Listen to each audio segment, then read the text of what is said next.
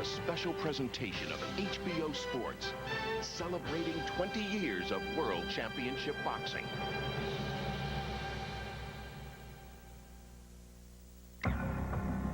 Time, a period in which action occurs. Oh, what a right hand. With an overhand right, Foley will not get up. Tony with a straight right. Tonight at Caesar's Palace, three of boxing's best seek to prove a single truth, that this is their time. First, it's Roy Jones, a 24-year-old who some already say is pound for pound the best fighter in the world. And after having knocked out 19 of 20 opponents, Jones knows his time is now. Tonight, Roy Jones seeks to move closer to what seems his destiny, the World Middleweight Championship.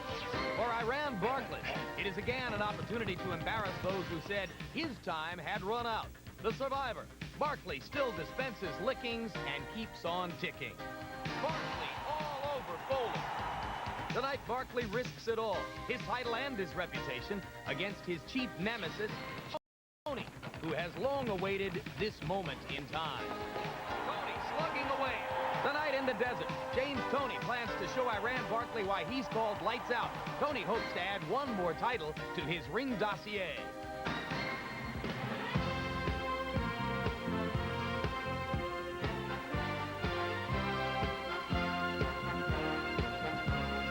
Very wobbly in the center of the ring. Takes another right hand. Now trying off the ropes.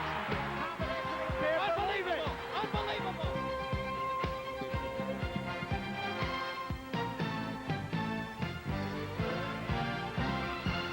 We are live from Caesar's Palace in Las Vegas, Nevada, as HBO Sports presents a boxing doubleheader. First, you'll see middleweight contender Roy Jones as he takes on Glenn Wolfe, never knocked down, never knocked out, in a 10-round bout. Then in our event, IBF super middleweight champion Iran the Blade Barkley defends his title against James Lights Out Toney. It's scheduled for 12 rounds. Caesar's Palace in Las Vegas, Nevada. To this oasis in the desert, they come from all over, some to gamble, some to escape, some to enhance their professional dreams. Tonight indoors in the sold-out Caesar's Palace Pavilion, two champions meet. Soon, two angry, focused, determined warriors will rumble in the for it all Barkley versus Toney. Hello again, everybody. I'm Jim Lampley. 1 week ago, we were in Madison Square Garden for a heavyweight championship fight which did not exactly do glory or justice to this sport. Now we get ready for a match which we are told might have taken place outside the ring if you had let these two guys, Iran Barkley and James Toney, go against each other, and everybody looking forward to an exciting punch-for-punch battle between two superior fighters. Here with me, as always, HBO boxing analyst Larry Merchant. And Larry, for about 8 months now, we've been hearing that the promoters and managers deserve an award just for getting them into the ring with each other and preventing the fight from breaking out at luncheon buffets and post-fight parties and news conferences and any number of other locations. What about the supposed blood feud between Iran and James? Fact or fantasy? What I think we have here basically is a lot of raging testosterone. Two fighters thinking and talking with their hormones. This all started after a press conference, after a fight by James Toney in which he spotted Iran Barkley and said very sweetly, "You're next."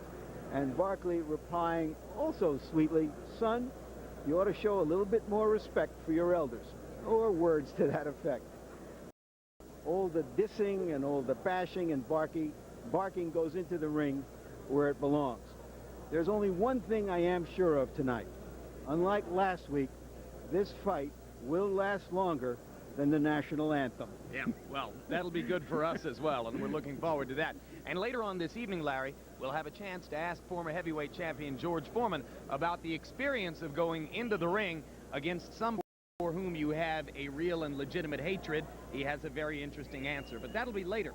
Right now, George, we get ready to look at the prize young middleweight contender who has occupied everybody's attention in the sport for the past few months, Roy Jones against a tough, durable opponent in Glenn Wolfe.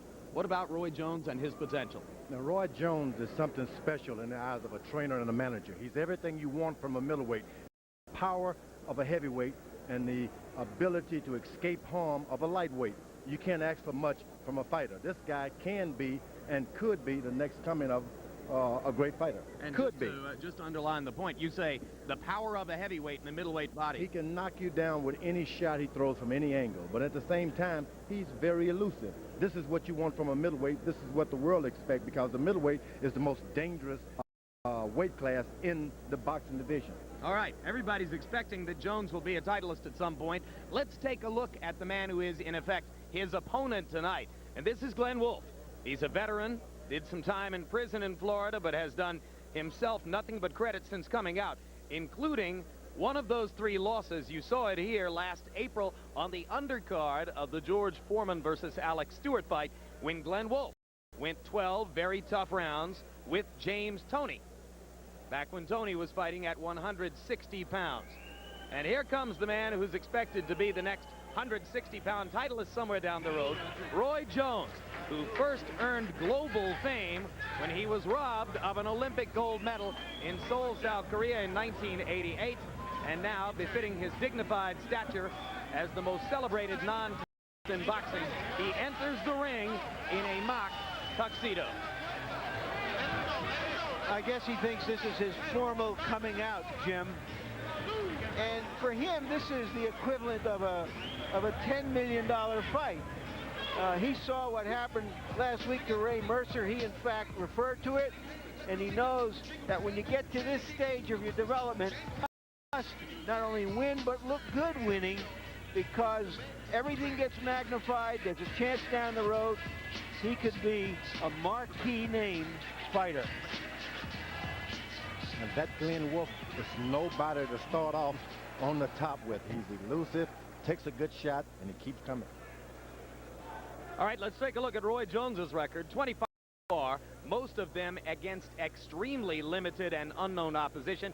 19 KOs. His most impressive victory was here on HBO this past December against a fighter named Percy Harris, whom he knocked down in the first 10 seconds of the bout, and against whom he went on to score a 4-round TKO. And right now, look at the tail of the tape. Jones and Wolfe come in above 160 pounds. They didn't have to reach any limit here because it's a non-title bout. You see that Wolfe is taller on paper, but actually he crouches down.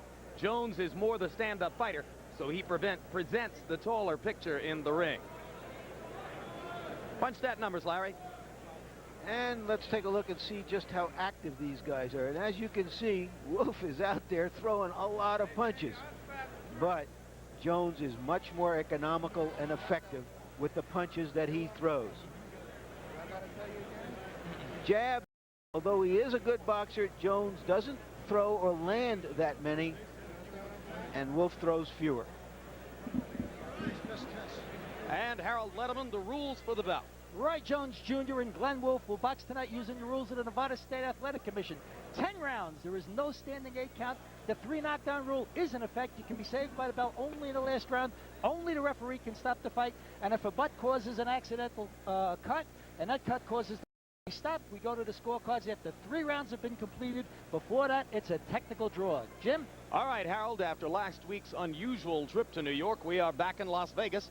And that means that Michael Buffer is back in the ring. We go to him for the pre-fight introductions. Ladies and gentlemen, good evening and welcome to Caesar's Palace here in Las Vegas, Nevada, where tonight Top Rank Incorporated, in association with the undisputed, undefeated King of Beers, Bud, presents professional boxing for your entertainment. All the bouts tonight are sanctioned by the Nevada State Athletic Commission. Before we continue, we send our best wishes to our friends of boxing unable to attend tonight: Al Silvani, Teddy Brenner, Chris Dundee, and Gene DiPiano. The scoring for this bout will be done on a 10-point must system, and the 3 judges assigned at ringside by the Nevada State Athletic Commission are Dalby Shirley, Lou Tabbitt, and Reddy. And when the bell rings, the man in charge of the action, referee Toby Gibson. And now, ladies and gentlemen, from Caesar's Palace here in Las Vegas, 10 rounds of boxing between 2 of the middleweight division's deadliest punchers.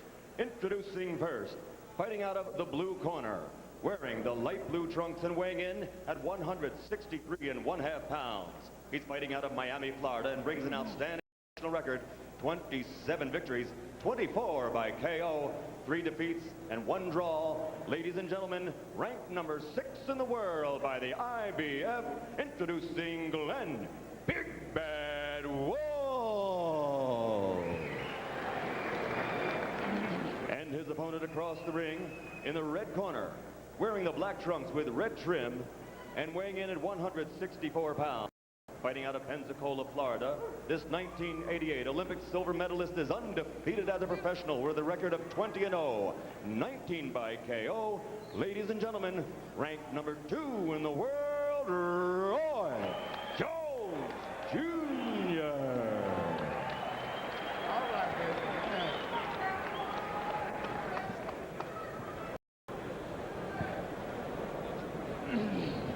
Okay, y'all get on.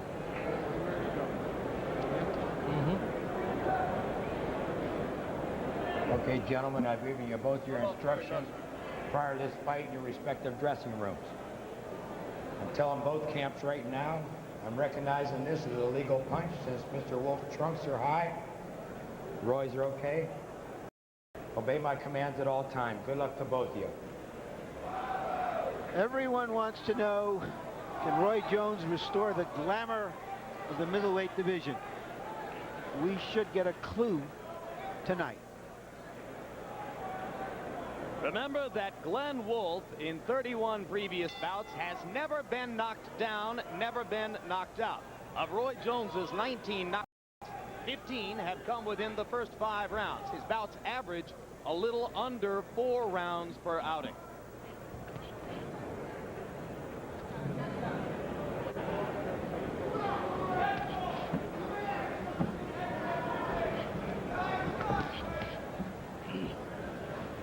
Roy Jones is trying to get him to come forward so he can instigate the fight. He seemed to function better trying to get out of way of harm, countering you with punch power. Doesn't like you using the left jab. Good right hand. If he just stays back, the history of the thing seems to indicate that Wolfe will come to him. Wolfe is a relatively active middleweight, likes to throw about 80 punches per round.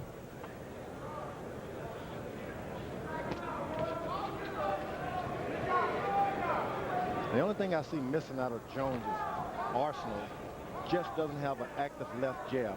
He's got proper height, proper power, but he doesn't use the jab a lot, only to instigate a right hand. He's very fluid with it, though, George. When he throws it, it's effortless for him to try with the jab. Some fighters have to think about it. With Roy, it's just natural. Yeah, but a jab has got to be a punch to knock a guy off balance, not just to throw a right hand or hook on. That's what he does. He just pause the throw. He whacked away with a right to the body and sneaked it under Wolfe's elbow. Now he lands with an overhand right. Wolfe, for the most part, staying behind a tight defensive package early.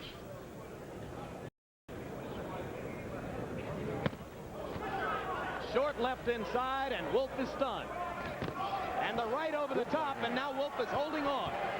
Glenn Wolfe has never been knocked down, but he's probably never been in against a 160-pounder with the power of Roy Jones.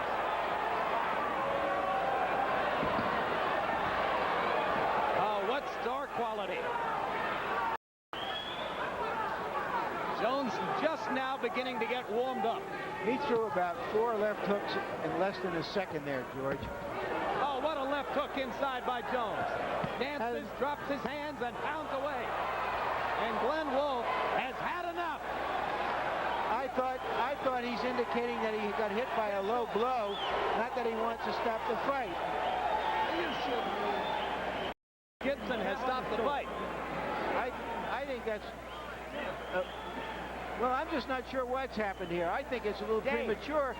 Was that a legitimate blow, George? Did he get hit low? We'll have to see what the replay shows us. I think he was indicating he was hit below the belt. That's what I The thought. referee thought he was just turning away from a good headshot, which he did get hit with a good right hand. I mean, we're talking about a guy who's fought over 30 professional fights and never knocked down before. That is certainly out of character. And I'm glad I didn't say that this fight wouldn't last longer than the national anthem. Exactly.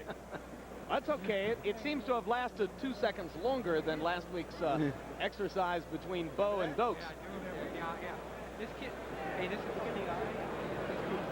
That's it. Double They're the left hook. 2 short lefts inside that started things off.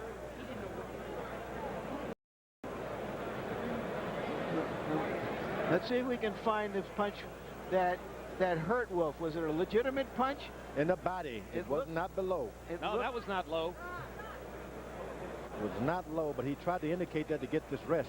Well, it looked like all along that Glenn Wolfe had a concrete jaw. Now it turns out he had a glass stomach. Or a glass liver. I think he's never been in a guy that could hit that well in the middleweights. He just is something strange. Every now and then they come along like that. He has near supernatural punching power.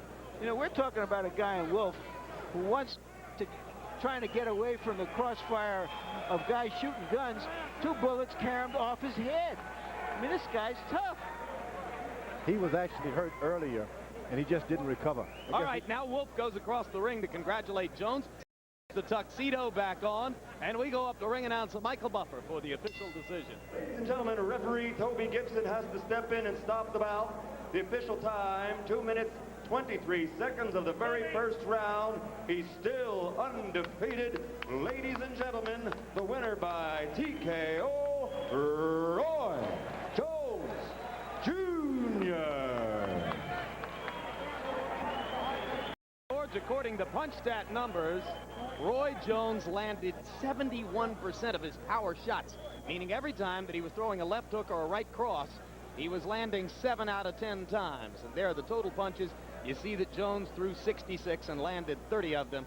And as I say, considerably more than half of the power shots. That's awfully tough to compete with. And when you're a veteran, you don't expect a young guy to be that accurate that early. Sometimes discourage you. You think what's going to happen next round when he gets a sweat on his body. And to be honest, we've made a lot of the fact that Wolfe has never been knocked down or out, but he had not had a fight since last April and spent much of that time, he says, simply sitting in his house and relaxing. So he may not have been anywhere near his personal best coming in on a night when clearly he would have needed to be.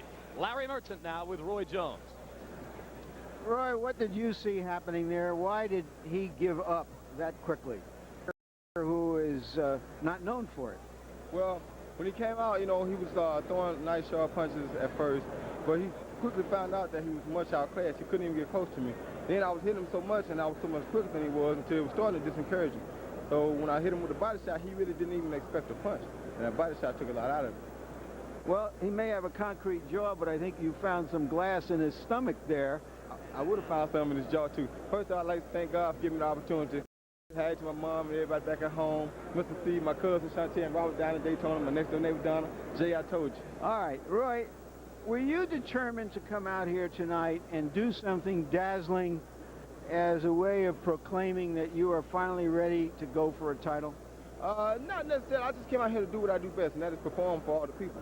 See, right now, you know, people just not getting the opportunity to see as we perform. Tell us what you see here at the end of the fight. The body shot, because he had been looking for the hook, right? And yeah, I knew he had quit then because I was put a good body shot on him. But every time he looked for the hook, he was scared of my hook, mainly because I caught him one earlier. So he started definitely overprotecting himself for it. Now, you say you weren't looking to dazzle everybody, but you came out in this dazzling semi-tuxedo. You came out with tassels on your shoes. Certainly you were trying to do some kind of showbiz thing here. Well, me and my teacher, my former high school teacher, Miss Law, she always gets together for the job. Thank you, Miss Law. And, you know, I mean, I can't help it. She dressed me the best. I can't win one thing, best dress. I mean, I win nothing else in boxing, but I can win best dress. So you're saying your high school teacher dresses you for every match or just for this one? She dresses me for every match. That's why I always look so good. So maybe she had the premonition that this was a sort of formal coming out party for you. Maybe she did, and if she did, then welcome. Thank you, Ms. Law, because you did a good job. We got Bill Marsh and Steve, too. I forgot about them. All right, what's next? Tony has indicated that he is going to abandon his 160-pound championship to continue to fight 168 pounds, win or lose against Iran Barkley. Where does that leave Roy Jones? Well, that leaves Roy Jones looking for whatever's next, you know. James Tony says things like, you know, well, Roy Jones doesn't fight anybody, he's fighting bums. And look, he just fought Glenn Wolfe 8 months ago and went 12 rounds with him. So, you know, I ain't sure what James Tony's trying to do. When I see him, he never says any of these things to me. So what's next for me, I'm not really sure. But and talk things over, see what's going to happen. It could be a possibility of me moving up to 168 and fighting. It don't make me no difference. Thank you, Roy Jones, very much. And I think, Jim, we just might have the real birth of a potential superstar here tonight. Back to you. All right, thanks very much, Larry. Well, if clothes make the man, then certainly that was proven here tonight. Impeccably dressed coming in, and an impeccable performance. He looked good, George. Yeah, especially when he took his shirt off. The guy's got a lot of potential.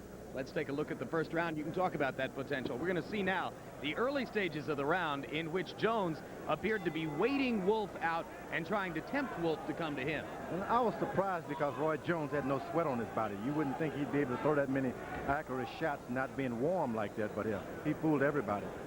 Trying to draw to his power, lead him into some good right-hand shots. He's not dependent upon his left jab as I would expect a young potential guy with that much potential.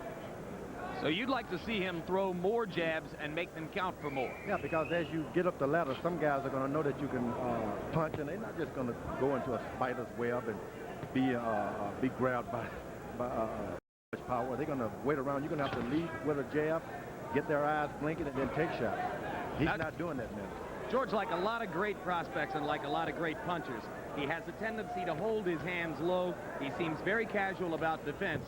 Is he going to run into somebody along the way who will take advantage of that? That's exactly right. You couldn't have said it any better. Sometimes when you're a puncher, you want a guy to opening that you're leaving for him with your hands down so you can hit him. But there's some guys who are clever enough to exploit that. He's going to have to pick up on that as his career goes on. And as he fights against tougher fighters, which no doubt will be the case next time he enters the ring. And he fought a real tough guy here, but he just exploited him too quick. The guy didn't have a chance. The veterans, they want you to get warmed up, find out how you punch and all of that. By the time he found out everything, he was gone. I think that punch meant something. That was the first real whack to the body, and Wolfe clearly didn't like it. Yeah, he's so quick that he can throw that right hand off balance like that. Roy Jones got real quickness. All right, now in a minute we're going to see the two left hooks inside that really set up the finish of the bout. Boom and boom. And a right hand. We didn't see that earlier, but he did sneak a good right hand in there. And then there's a quick right hand on top. And at this point, he knows that he has Wolfe in trouble, and he's just looking for openings for power shots. And look at the speed of his hands, George. Then the old Bolo, he hasn't found his knack yet. When you get into boxing, sometimes you got to find your own identity, and he hasn't found it yet. Once he finds his identity, he is going to be a monster out there. There was a little another Sugar left Ray to the Leonard, a body. little Muhammad Ali, but let me tell you, this guy's got greatness of his own. So the obvious comparison is to Leonard, but he's rangier and seems to have more natural punching power than Leonard. No better. No, I couldn't have said it any better. All right. Too much power. Okay, so we have seen what Roy Jones has to offer, and now Roy becomes the most interested spectator in the building. You better believe it. He's got to wonder what's going to happen in the middleweights now. And there's a lot of talk about Roy Jones against James Toney the next time out, if Toney can succeed here. That bout would take place at 168 or 160 remains to be seen. Right now, we're getting ready to go up 8 pounds to 168 for Tony Barkley. So often in a championship fight, the first punches are verbal. The first bloody bruises delivered in a war of words outside the ring. I send that message because I'm going to kill you. I'm going to kill you. Barkley, your mouth just got you knocked out. Tony, you're a punk, and punks have to be punished. He won't last that long. He's going to be cut up. He's already ugly. He can be real ugly when I get done with him. In a championship fight, it isn't just about skill, will, and heart. There's a psychological game as well. The power of self-confidence marries the power of intimidation. I just don't like you, Barkley. Tonight is lights out for you, baby. Every time they count me out, I knock them out. But then the time comes when all the talking must be backed up. A time when violent words are replaced by fists of fury. Tony, see this fist? I'm gonna ram it down your throat. I waited a long time. Tonight, Barkley gets knocked out. Tony, the talking's over. It's time to put up or shut up out in the ring. Tonight in Las Vegas, two of boxing's bad boys, Iran Barkley and James Toney,